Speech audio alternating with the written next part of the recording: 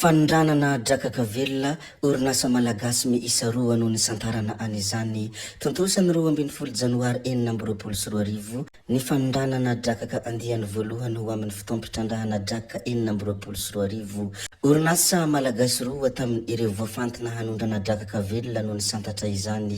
Velombolo tanteraka ireo mpandrara malagasy satria dia mahatsiaro maivana amin'ny fikarakarana ireo antotantaratasy takina amin'ny sehi-panondranana.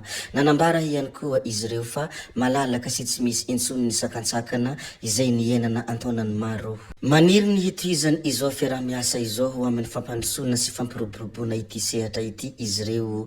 Tsy ahivina fa namoaka fiapetra vaovao ny firenena mpandray ny andron'ny 20 novambra 2024 iny izay mitaky ny hisoratana anarana indray ireo orinasa rehetra manondrana entana ao aminy. Nanaraka izany i Madagasikara ka ny 20 janoary 2024 no nivoaka ny fankatoavana ofisialy. Hatreto orinasa 12 amin'ny 450 no efa nahazo ny fankatoavana. Ny fahazahoan-dalana hanondrana ny vokatry ny jony sy ny fampamokarana anaty rano ho jifain'olombelona atao sakafo. Ireto sary hitansika ireto moa dia sariny Andriamatoa filohan'ny fanavaozana Colonel Mikael ny 13 janoary 2024 fatongavany filohan'ny fanavaozana mivady sy ny delegation miaraka aminy any Abu Dhabi ary noraisiny Mohamed Rashid ilay lefitry ny mpanjaka Prime Ministre lefitra no sady ministry ny fitantanam-bola ao Emirats Arabes mitambatra ny tenany tamin'ny fahatongavany tany an-toerana. Anisan'ny horonan-tsary izay nalaza ny andro omaly moa dia ny horonan-tsary ny filohan'ny fanavaozana Andriamatoa Colonel Mikael Randrianirina izay anisan'ny nosavena ihany koa ny entany teny amin'ny fadinjeranana. Nosavena sahala amin'ny olona rehetra moa Andriamatoa filoha mba ho soa fianatra ary mba ho fitaratra ho an'ny rehetra. Ndeha moa isika hanaraka vetivety izany horonan-tsary izay nisongadina ny andro omaly izany izay nosavana ny entany Andriamatoa filoha teny amin'ny fadinjeranana.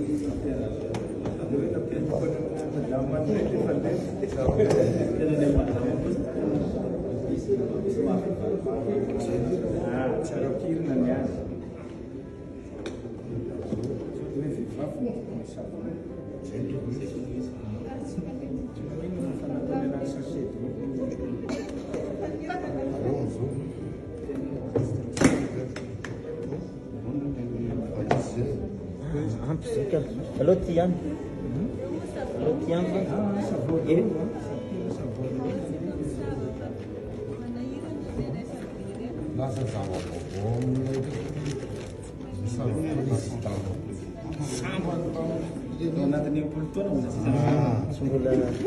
sembulan iskam na ini tinggal mafaran.